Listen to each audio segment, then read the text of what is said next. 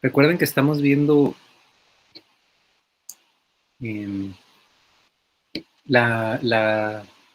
como las leyes de Newton, el concepto de centro de masa y todas estas, pues sí, estos conceptos de la física que inicialmente habíamos visto para un cuerpo, para alguna partícula, podríamos ahora aplicarlos a sistemas de muchas partículas. Y eso es lo que hemos estado enfocándonos en estos días. Y realmente las cosas no cambian, ¿no?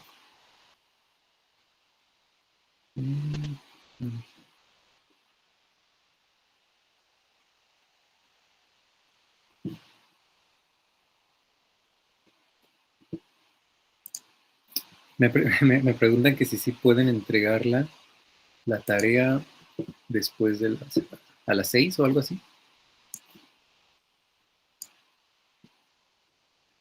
Por ejemplo, a las 6.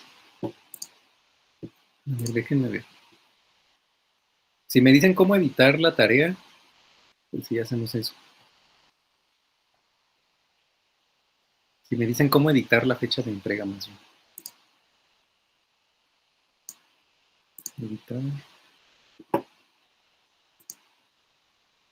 Entonces se los muevo a las 6.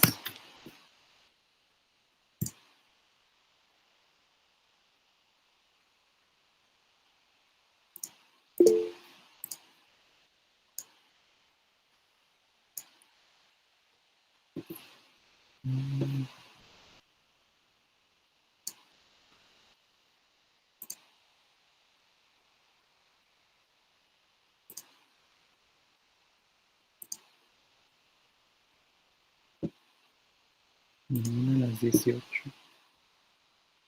Creo que ya se guardó. Ok. Bueno, entonces ya tienen un poquito más de tiempo. A ver, entonces estamos diciendo que en este caso donde tenemos sistemas de muchas partículas, otra vez, el concepto de centro de masa nos permite, entre comillas, colapsar el sistema a un punto que tiene coordenadas que coinciden precisamente con las coordenadas del centro de masa y que tiene masa igual a la masa total del sistema, y eso sirve para analizar energía potencial, para analizar las fuerzas que actúan sobre ese sistema, etc. Ahora vamos a ver el momento lineal. Antes, o sea, generalmente, o cuando tenemos una partícula, tenemos la cantidad que vamos a llamar P, y esta se define como la masa por la velocidad. Entonces P es un vector, porque al final es un vector, que es la velocidad, multiplicado por un escalar, que es la masa. Y a este P le vamos a llamar momento lineal. ¿Y qué nos mide el momento lineal? Nos mide el esfuerzo que se necesita hacer para llevar una partícula al reposo. Esa es una manera de ver el momento lineal. Por ejemplo, vamos a ver algunas cantidades en algunos ejemplos concretos del momento lineal. Si tenemos, por ejemplo, una pelota o una bola de, no sé, de tenis o lo que sea, de 3 gramos, que se mueve a una velocidad de 3 metros sobre segundo, entonces tenemos que el momento lineal es masa por velocidad. O sea, son 3, como estamos en sistema internacional, pues es 3 por 10 a la menos 3 kilogramos por la velocidad, que son 3 metros sobre segundo. Y eso nos da 9 por 10 a la menos 3 kilogramos metros por segundo. Y ese es el momento de esa pelota en particular. Pero, ¿qué pasa si tenemos esa misma pelota moviéndose a 300 metros por segundo? O sea, 100 veces más veloz. Entonces, tenemos 3 por 10 a la menos 3 kilogramos, que es la masa, por la velocidad, que son 300 metros por segundo, y eso nos da 0.9 kilogramos metros por segundo, entonces el momento es mucho más grande. aquí, obviamente, porque la velocidad es mucho más grande. Y el momento tiene una particularidad, y de hecho es muy interesante porque, ¿qué pasa si ustedes derivan el momento respecto al tiempo? Tienen que derivar la masa por la velocidad respecto al tiempo. Y esta es una derivada, o sea, como es una derivada de un producto, tienen primero la derivada de la masa respecto al tiempo por la velocidad más la derivada de la velocidad respecto al tiempo por la masa. Esa es la regla de la cadena. Pero si en estos problemas que estamos analizando consideramos que, por ejemplo, en la pelota, la masa no cambia, entonces la derivada de la masa respecto al tiempo va a ser cero. Y eso nos dice que entonces la derivada del momento respecto al tiempo va a ser igual a la masa por la derivada de la velocidad respecto al tiempo. Si tuviéramos un sistema donde la masa sí cambia en el tiempo, entonces tienen que considerar ambos términos en la derivada del momento, pero en este caso no. Y si se fijan, con esta expresión tenemos que la derivada de P respecto al tiempo es masa por la derivada de B respecto al tiempo. Pero ¿quién es la derivada de B respecto al tiempo? Es una cantidad que ya hemos visto 1000 veces, es la aceleración. Entonces la derivada de P respecto al tiempo es igual a la masa por la aceleración. ¿Y quién es la masa por la aceleración? Eso ya lo hemos visto también millones de veces. Es la fuerza externa neta que actúa sobre el sistema que están analizando. Entonces, por transitividad, pueden decir que la derivada del momento respecto al tiempo va a ser igual a la fuerza externa neta aplicada sobre el sistema. Y vean qué manera tan bonita y elegante de poner la segunda ley de Newton. Nos dice que las fuerzas externas netas que actúan sobre el sistema son iguales al cambio del momento del sistema respecto al tiempo.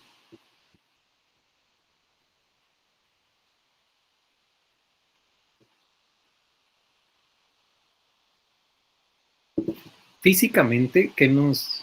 O sea, porque yo siempre les digo que las ecuaciones nos tienen que hablar, ¿no?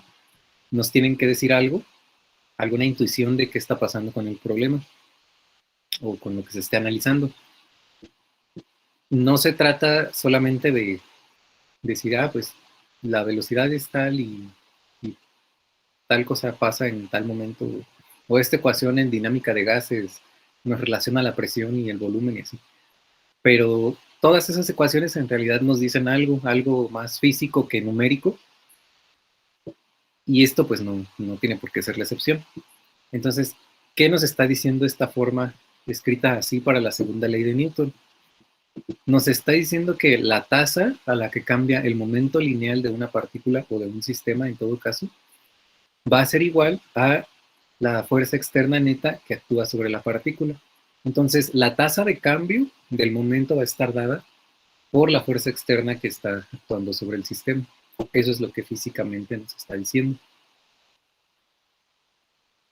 Y cuando ya tenemos un sistema de partículas, pues vamos a hacer algo análogo a lo que siempre hacemos, que es considerar la suma de momentos como el momento total. Entonces aquí vamos a tener n partículas, cada una tiene su propia masa, no necesariamente son masas iguales, puede ser masa M1, M2, M3, etc. Y también tienen velocidades distintas, V1, V2, V3, etc. Entonces el momento lineal total va a ser igual a la suma de los momentos. Vamos a ponerle P del sistema, es P1 más P2 hasta Pn, y eso es igual a la suma desde L igual a 1 hasta N de estos PL, y eso es igual a la suma desde L igual a 1 hasta N de los productos de las masas ML por BL, masa por velocidad. Ahora regresamos a nuestra grandiosa y siempre útil fórmula del centro de masa, donde decimos que la masa total de este sistema de partículas por el vector de posición del centro de masa es igual a la suma sobre L de los productos individuales de masa y vector que ubica a cada partícula, ¿no? Entonces es la suma sobre L de MLRL. Esa es la que siempre utilizamos. Y la masa total del sistema por la velocidad del centro de masa va a ser igual a la suma sobre L de ML por BL. O sea, este es simplemente derivando respecto al tiempo la ecuación de arriba. Y tenemos que el momento total del sistema va a ser que, bueno, que está dado por P1 más P2 más P3 hasta Pn, va a ser igual a, ya habíamos dicho arriba, la suma desde L igual a 1 hasta N de los productos de ML por BL. Pero aquí arriba, justo donde utilizamos la fórmula que siempre nos es muy apta para estos casos, de la masa total del sistema por la coordenada del centro de masa o la velocidad del centro de masa, bueno, utilizando esa fórmula, pues igualamos esta suma de MLBL a la masa total del sistema por la velocidad del centro de masa. Y ahora, pues, queriendo hacer un paralelismo con esta forma, que es la forma original de la segunda ley de Newton, que nos relaciona la tasa de cambio del momento lineal con las fuerzas externas que actúan sobre el sistema, pues tenemos que derivar el momento total del sistema. Entonces, la derivada del momento total del sistema respecto al tiempo va a ser igual, o sea, tomemos la ecuación que está hasta aquí abajo, que nos dice P sistema igual al término que está más hasta la derecha, que es masa total por velocidad del centro de masa. Bueno, pues vamos a derivar eso. Y tenemos que eso va a ser igual a la masa total, porque no va a cambiar. Vamos a suponer que en este caso tampoco cambian, no hay partículas que se estén deshaciendo o desapareciendo o generando espontáneamente o lo que sea en el tiempo. Por lo tanto, es constante la masa. Y derivamos la velocidad del centro de masa respecto al tiempo. Y eso es igual a la masa total del sistema por la aceleración del centro de masa. ¿Y eso a qué es igual? Pues a las fuerzas externas netas que actúan sobre el sistema, que son la suma sobre L de fuerzas externas actuando sobre la partícula L. O sea, recuerden que sobre cada partícula puede haber varias fuerzas externas actuando, y no necesariamente las mismas fuerzas externas actúan sobre la partícula I que sobre la partícula J, y por eso es la suma sobre L para todas las fuerzas externas, ¿no?, de las L partículas. Y esto nos da entonces la segunda ley de Newton para un sistema de partículas. Nos dice que la tasa de cambio del momento lineal del sistema de partículas va a ser igual a la suma de fuerzas externas actuando sobre todas las partículas. Como siempre, pues va a haber varios casos, ¿no? Puede haber casos donde efectivamente estén actuando algunas fuerzas externas, pero puede haber casos donde la fuerza externa neta sea cero. ¿Qué pasa en ese caso? Pues en ese caso, la derivada del momento lineal del sistema respecto al tiempo va a ser cero, porque no va a haber fuerzas externas actuando ahí. Y si la derivada del momento lineal del sistema es cero, pues eso significa que el momento lineal del sistema es constante, porque su derivada es cero. Entonces, eso nos dice que el momento lineal, que es la suma sobre L de ML por DL, es una constante. Y pues esa suma de ML por DL también lo podemos ver como la masa total del sistema por la velocidad del centro de masa. Y esto nos dice que eso también es una constante, porque hay una igualdad. Y bueno, pues esto lo que nos quiere decir es que en este caso el momento lineal se va a conservar. Cuando las fuerzas externas son cero, las fuerzas externas que están actuando, la fuerza externa neta que está actuando sobre un conjunto de partículas es cero, se conserva el momento lineal del sistema.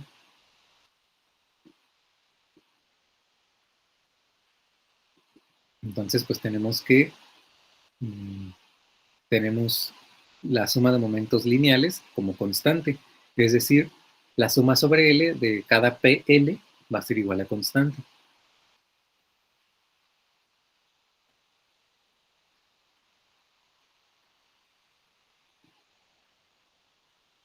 Y bueno, el momento, como el momento es un vector, ya desde acá arriba lo vimos, el momento tiene componentes x, y y z, así como la velocidad tiene componentes x, y y z. De hecho, el momento es simplemente como hacer más grande el vector velocidad, porque están multiplicando por un escalar. Un escalar no negativo, ¿no? Bueno, de hecho pueden también hacer más pequeña la velocidad si la masa es 0.0 algo, o sea, menor que 1, pero siempre positiva. Pero el punto es que lo que están haciendo es o achicar o alargar el vector velocidad y no le están cambiando la dirección. Entonces, tienen un vector que tiene 3 componentes.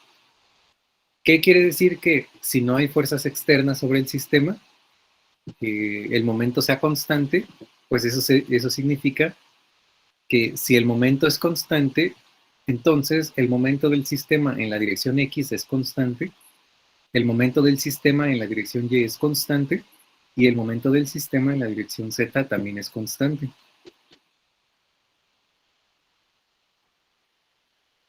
Pero si el momento del sistema es constante solo en alguna dirección, entonces decimos que el momento lineal se conserva solo en esa dirección. Puede ser que en X y en Y se haya mantenido constante, pero no en Z. Y en ese caso, pues, el momento total del sistema no se va a conservar, pero sí se va a conservar el momento en X y en y en Z no, por ejemplo.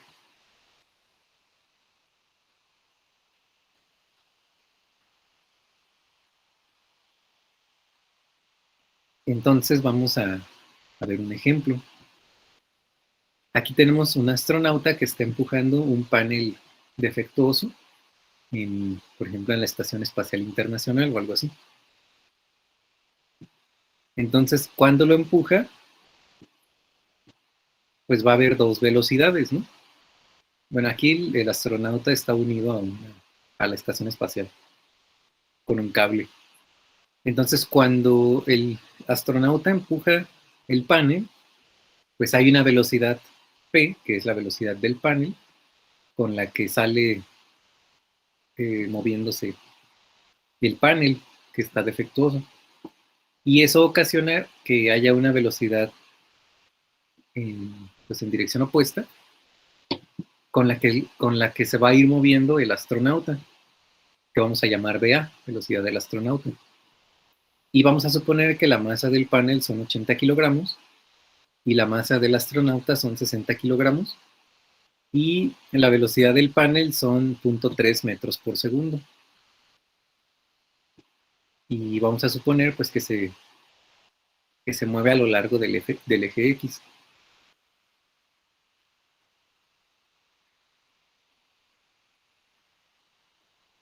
Entonces aquí no hay fuerzas externas en la dirección X.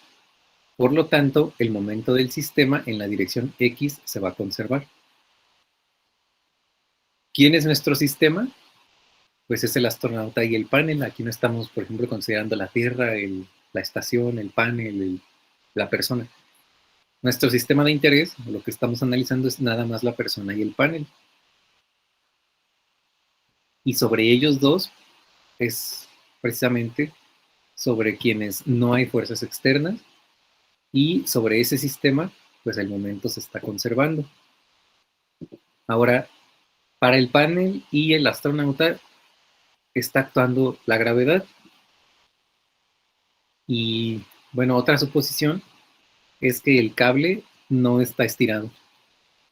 Entonces no hay una tensión que nos genere una fuerza adicional.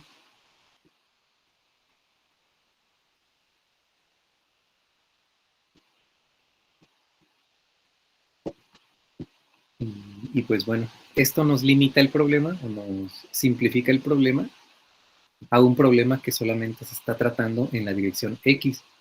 Entonces, en esa dirección tenemos que el momento del sistema antes de empujar al panel va a ser el momento va a ser igual al momento del sistema después de empujar al panel. De hecho, aquí esta velocidad del panel pues es la velocidad final del panel en la dirección X, porque es donde está el movimiento. Y tenemos también que el astronauta ejerce una fuerza F al empujarlo y el panel ejerce una fuerza menos F sobre el astronauta. Recuerden la tercera ley de Newton. Entonces, ¿qué nos dice eso? Pues eso nos dice que la conservación del momento en la dirección X para este sistema dado por astronauta y panel nos dice que la masa del astronauta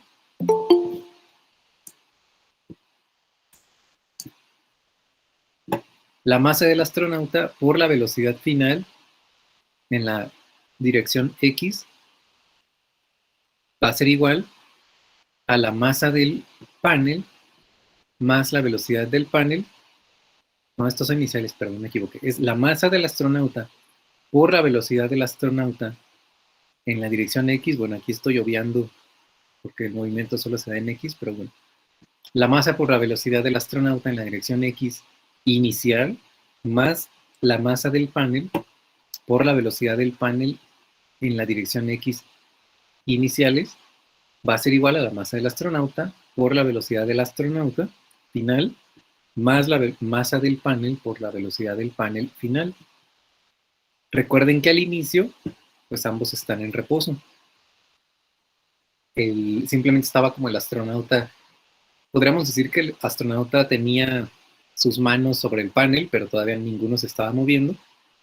Y luego el astronauta lo avienta, entonces ese es el momento donde hay una fuerza F con la que empuja al panel, pero hay una fuerza de reacción menos F con la que el panel empuja al astronauta y al final pues esas fuerzas se cancelan. Pero inicialmente entonces tanto el panel como el astronauta estaban en reposo. Por lo tanto no hay velocidad iniciales ni del astronauta ni del panel. Eso quiere decir que la masa del astronauta por la velocidad del astronauta final más la masa del panel por la velocidad del panel final va a ser igual a 0. Y de ahí, por ejemplo, nosotros podemos despejar la velocidad del astronauta final. Y eso va a ser igual a menos la velocidad, más bien es menos la masa del panel por la velocidad del panel final sobre la masa del astronauta. ¿Y eso a qué es igual? Pues ya tenemos la masa del panel, que son unos 80 kilogramos, la velocidad del panel, que son menos 0.3, y son menos porque si se fijan en el dibujo, dibujamos así el sistema de coordenadas y entonces el panel se está moviendo a la izquierda, que es opuesto, bueno, coincide con moverse en la dirección negativa de las X. Entonces es menos 0.3 metros por segundo y la masa del astronauta son 60 kilogramos. Y eso nos da 0.4 metros sobre segundo. Y entonces eso coincide, precisamente, esa cantidad, esa velocidad, pues es positiva porque precisamente el astronauta se está moviendo a la derecha, que corresponde a la dirección positiva. Si nosotros tomamos positivo a la derecha, entonces la velocidad del panel es negativa, porque se mueve hacia la izquierda. Ahora, también podemos calcular el cambio en la energía mecánica en este problema. Aquí, ¿cuál es la energía mecánica? Pues estamos hablando simplemente del cambio en la energía cinética.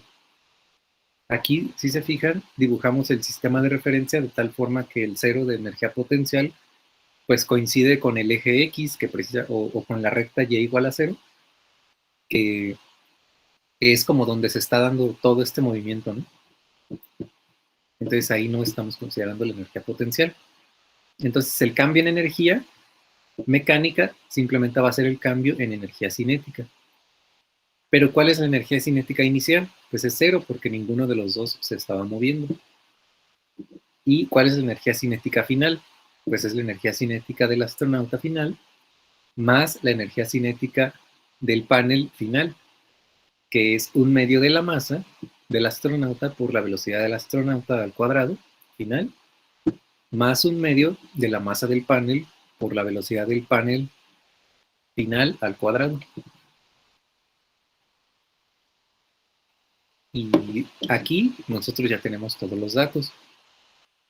Tenemos la masa del astronauta, la velocidad del astronauta, la masa del panel, la velocidad final del panel. Y cuando sustituyen, les da que la energía cinética final va a ser 8.4 joules.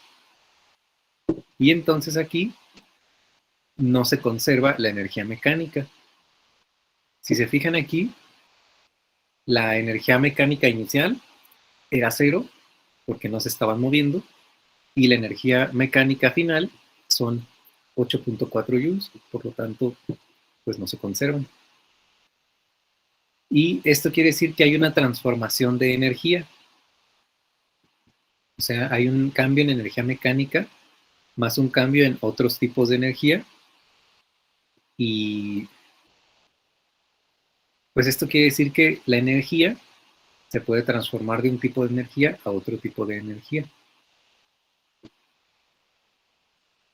De hecho, en este término que se llama delta E, otras, que corresponde a las otras energías, un ejemplo puede ser la energía del músculo del astronauta cuando empuja el panel, puede ser a lo mejor cierto calor que se genera por la fricción de los guantes con el panel o yo qué sé, pero, pero siempre hay otros tipos de energía, ¿no? Que, pues que precisamente hacen que se transforme.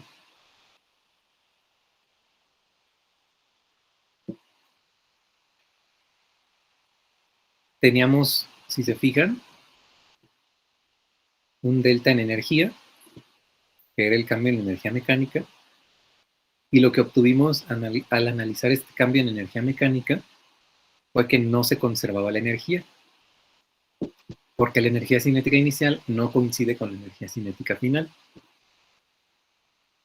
Esto pues necesariamente tiene que tener una explicación, y la explicación es esa, que hay transformación de energía, que no solamente está presente la energía mecánica, sino que probablemente hay otras energías que no consideramos y que pues precisamente generaron que no coincidieran la energía mecánica inicial con la energía mecánica final, debido a estos otros tipos de energía, como la del músculo del astronauta, etc. Y aquí tenemos otro ejemplo.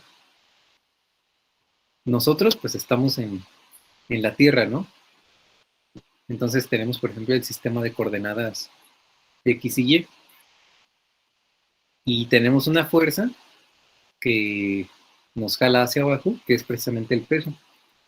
Y también tenemos pues la fuerza de la normal, ¿no? Que cuando estamos en contacto con la superficie, pues también ejerce esa fuerza hacia nosotros. Si nosotros,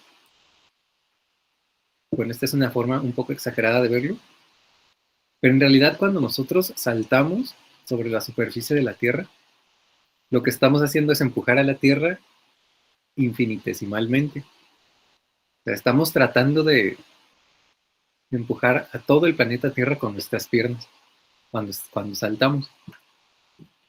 Y por eso le pongo aquí. Empujamos la Tierra infinitesimalmente. Y en este sistema que dibujé aquí aislado, el momento lineal en ese sistema se va a conservar. Y eso quiere decir que el momento del sistema en la dirección Y es constante porque ahí no hay fuerzas externas. Si inicialmente tenemos que el momento del sistema en la dirección Y, el momento inicial del sistema en la dirección Y es cero, piensen aquí, por ejemplo, que tenemos una pelota y la Tierra sin velocidad inicial, entonces el momento pues es cero. Pero ya el momento final, que es el momento del sistema en la dirección y final, es igual a la masa de la pelota, por la velocidad de la pelota, más la masa de la Tierra, por la velocidad de la Tierra, igual a cero. P sería en este caso, pues, la pelota que se deja caer. O podría ser una persona que está saltando o algo así. Pero aquí vamos a considerar una pelota que se deja caer. Y de aquí ustedes pueden despejar cuál es la velocidad de la Tierra, ¿no? Sería la masa de la pelota sobre la masa de la Tierra por la velocidad de la pelota. Y con eso ustedes pueden obtener la energía cinética de la pelota y la energía cinética de la Tierra. Para la pelota tenemos un medio de la masa de la pelota por la velocidad de la pelota al cuadrado. Y para la Tierra es un medio de la masa de la Tierra por la velocidad de la Tierra al cuadrado. Pero arriba encontramos una expresión para la velocidad de la Tierra en términos de masa del planeta, masa de la Tierra y velocidad del planeta. Entonces sustituimos. Tenemos que la energía cinética de la Tierra es un medio de la masa de la Tierra por la masa del planeta sobre la masa de la Tierra por la velocidad del planeta al cuadrado. Y eso pues es igual a un medio de la masa del planeta al cuadrado por la velocidad del planeta al cuadrado sobre la masa de la Tierra, porque hay un factor de la masa de la Tierra del denominador se va con el factor de la masa de la Tierra del numerador.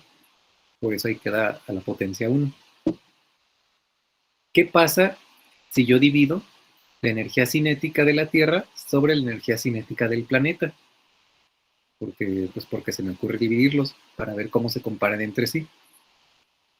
Entonces la energía cinética de la Tierra es un medio de la masa del planeta al cuadrado por la velocidad del planeta al cuadrado sobre la masa de la Tierra. Y eso lo dividimos entre un medio de la masa del planeta por la velocidad del planeta al cuadrado. Y aquí pues se les elimina la velocidad del planeta al cuadrado, se les elimina el 1/2 y se les elimina un factor de masa del planeta del numerador con el del denominador. Entonces el resultado les da que el cociente de energía cinética entre la Tierra y la persona es igual al cociente de masas, masa de la persona entre masa de la Tierra. Va a ser, si es una pelota, pues va a ser 1 kilogramo, y si es la Tierra van a ser 10 a la 25 kilogramos. Entonces eso nos da que el cociente entre energías cinéticas de la Tierra y la pelota es del orden de 10 a la menos 25. Esto quiere decir entonces que la energía cinética de la Tierra es 10 a la menos 25 veces más pequeña que la de la pelota. Por lo tanto, cuando ustedes saltan, pues en realidad no le están imprimiendo casi nada de movimiento a la Tierra, pero pues, fíjense, es del orden de 10 a la menos 25 veces la energía cinética que ustedes o una pelota ejercen al rebotar o ustedes al saltar sobre la Tierra. Entonces, pues esto es despreciable y por eso, acá decíamos que cuando uno salta, lo que hace es empujar a la Tierra infinitesimalmente, porque el orden de magnitud de las energías cinéticas pues difiere en 25, ¿no? Es 25 veces en orden de magnitud más pequeño la energía cinética de la Tierra. O sea, básicamente no le hacen nada, lo cual tiene sentido. Vamos a ver otro problema. Está un poco largo, pero sí. Si alcanzamos. Tenemos aquí un vagón al que de repente se le llena el depósito. Imaginen que es un vagón, a lo mejor en una fábrica, y va a transportar libros o bueno, dulces o algo así. Y entonces está pasando por ahí y eventualmente le van a caer un montón de dulces y se los va a llevar a alguna parte a entregar. Tienen la masa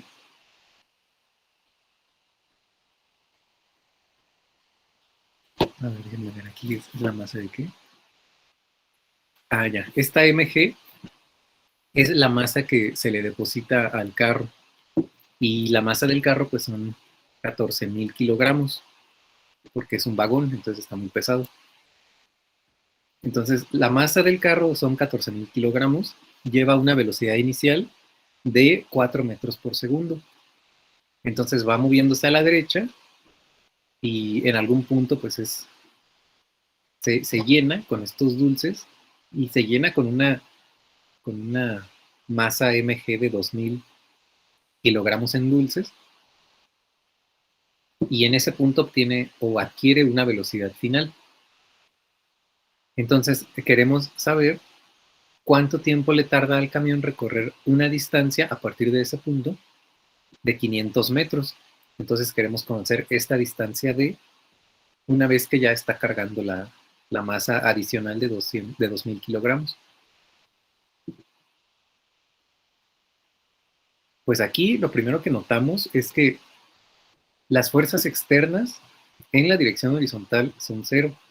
¿Y qué nos dice? Justo lo que vimos acá.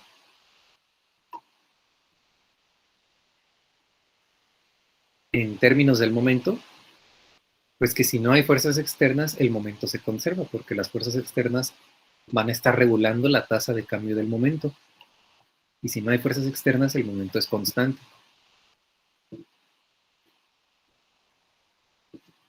Entonces se va a conservar el momento del sistema en la dirección X, que es donde se está moviendo.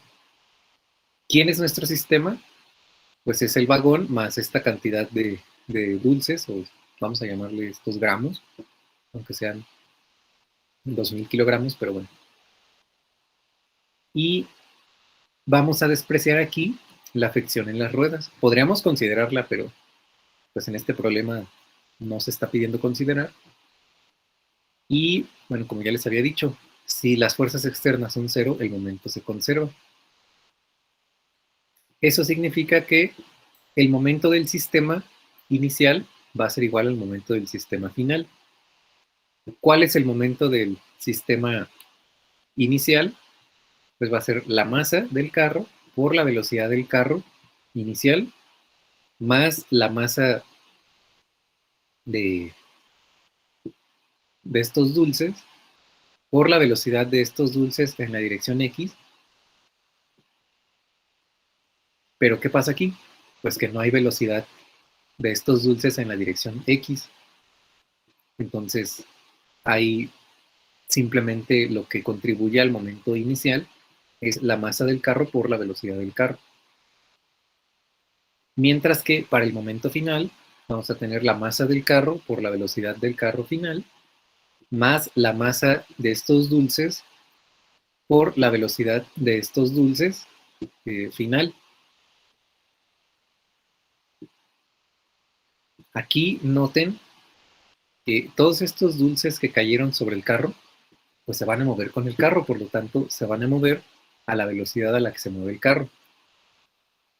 Aquí entonces esto nos permite en el momento final del sistema factorizar la velocidad y poner entonces que el momento final del sistema es la velocidad por la suma de las masas, masa del carro más la masa de los dulces. Y por conservación de momento lineal, vamos a tener que la masa del carro por la velocidad del carro inicial va a ser igual a la masa del carro más la masa de los dulces multiplicando a la velocidad final. De aquí, ustedes pueden despejar la velocidad final. Y la velocidad final va a estar dada por la masa del carro por la velocidad del carro inicial sobre la suma de las masas. Y ya tienen todo ahí para meter en esta expresión. Entonces tienen los 14.000 kilogramos por la velocidad inicial del carro, que eran 4 metros por segundo. Y abajo pues ponen la suma de las masas, 14.000 más 2.000. Y esto les da un resultado de velocidad final de 3.5 metros por segundo. Entonces, esta es la velocidad final de, el carro acá.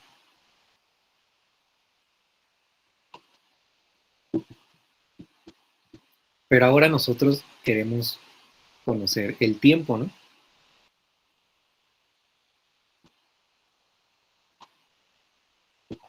Queremos conocer el tiempo que le toma al carro recorrer una distancia de 500 metros.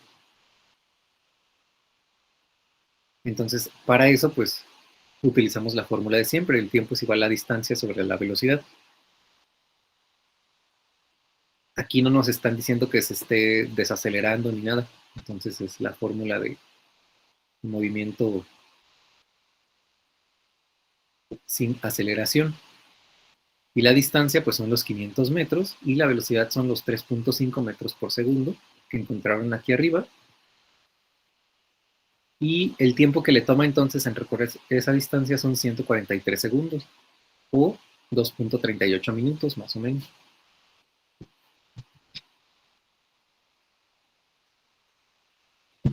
Ahora vamos a ver si se conserva la energía mecánica.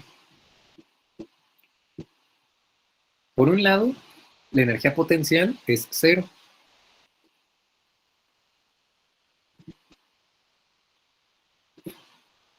¿Por qué? Pues porque si estamos nosotros considerando que esto se está moviendo solo en la dirección X y además este nivel corresponde al nivel cero de la energía potencial, pues entonces no va a haber energía potencial. Y la energía mecánica inicial solamente va a estar dada por las energías cinéticas. Entonces tenemos contribución de para la energía mecánica, solamente va a existir la componente que corresponde al carro, porque es el único que se está moviendo en, esta energía mecánica inicial. Tenemos un medio de la masa del carro por la velocidad del carro inicial al cuadrado. Recuerden que la masa de los dulces no se están moviendo inicialmente en X, entonces ahí es cero. Mientras que la energía mecánica final va a ser igual a un medio de la suma de las masas, masa del carro más la masa de los dulces, por la velocidad final al cuadrado. Entonces, el cambio en energía mecánica va a ser la energía mecánica final menos la energía mecánica inicial. Y esto es un medio de la suma de las masas, masa del carro más masa de los dulces, por la velocidad final al cuadrado, menos un medio de la masa del carro por la velocidad del carro inicial al cuadrado. Bueno, esa parte no contribuye.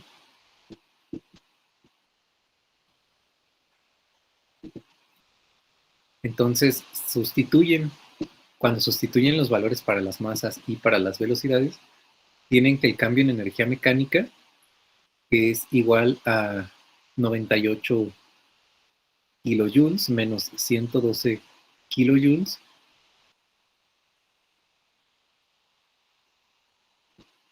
y menos esta parte que es el último término que está aquí arriba, que es energía cinética en X de los dulces. Entonces, bueno, pero esa parte no contribuye. Entonces, eso nos dice que el cambio en energía mecánica es menor que cero, porque tienen 98 kilojoules menos 112 kilojoules. Entonces, eso les va a dar algo negativo. Por lo tanto, no se va a conservar la energía mecánica. Entonces, aquí, si no se conserva la energía mecánica, va a pasar lo que pasó con el astronauta. Van a existir otras formas de energía en las que se transforma la energía inicial y se pierde o se va. Entonces la energía mecánica no se va a conservar. Y estas otras formas de energía, pues otra vez pueden ser calor, puede ser calor generado por la fricción entre, por ejemplo, los dulces y el carro, puede ser el sonido que se hizo o que mediante el cual se está perdiendo energía, a lo mejor desde que se depositan los dulces hasta el sonido que va haciendo cuando se mueve, y un montón de otros tipos de energía. Y bueno, pues además tenemos que la energía mecánica o el cambio en energía mecánica más el cambio en energía térmica va a ser 0. Por lo tanto, la energía térmica tiene que ser menos la energía mecánica, que es precisamente lo que, o sea, esta diferencia, ¿no? Que son menos 14 kilojoules. Y esto tiene que ser mayor que 0. Entonces siempre va a haber formas adicionales de energía, al menos como en este tipo de problemas, que sirvan como tipos de energía en los cuales se transforma la energía inicial, que hace que no se conserve al final la energía mecánica.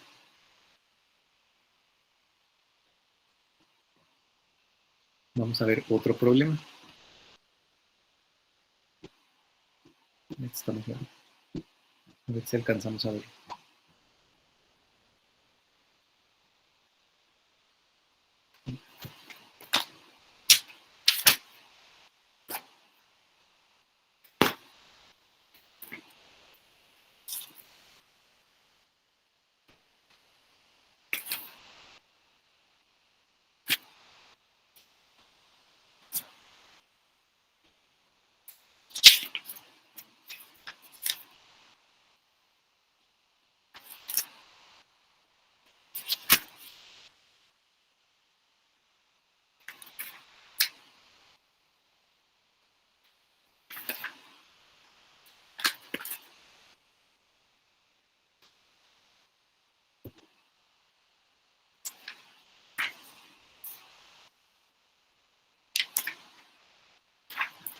No, yo creo que este lo vamos a dejar para la próxima clase. Más bien tienen dudas de lo que vimos acá arriba. ¿O alguna otra duda que hayan recordado de la tarea? En este último problema que vimos, a mí se me estaba ocurriendo que se podría sacar como la velocidad inicial con una regla de 3, ¿no? ¿Eso serviría de algo? La verdad no lo había pensado, pero igual Pues en este del vagón, pues, o sea, si está como con la masa de 14,000 y se mueve a una velocidad inicial de 4 metros, pues con la regla de 3 podríamos sacar la velocidad inicial de los 16,000 kilos. y sí te salió eso, ¿verdad? No lo hice, nada más lo pensé. Ah, pues igual hazlo, a ver, nos dicen. Ok. Sí, bueno, recuerden que también aquí, dependiendo del tema que estamos viendo, pues queremos aplicar ciertos conceptos que tengan que ver con ese tema. Pero también muchas veces, como les digo siempre, los problemas no solamente tienen una manera de resolverse. A mí ni siquiera precisamente por el tema en el que estamos resolviendo este problema, no se me ocurrió ver si sirve o no una regla de 3 o cosas así, pero puede servir, o sea, al final no sé si sirva o no porque no hemos visto el resultado, pero si coincide, pues no sería descabellado, porque también recuerden que al final no solamente hay una manera de resolver las cosas, si aplican conceptos correctamente, se puede llegar al resultado con otros métodos.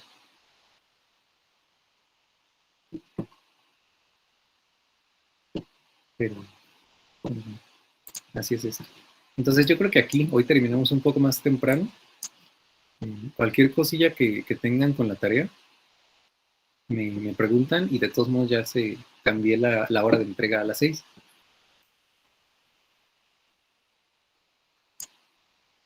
Bueno, si no tienen más cosas, nos vemos el viernes.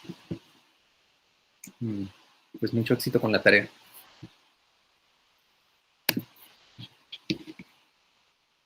Gracias, profe. Hasta luego. Gracias, doctor. Gracias, profesor.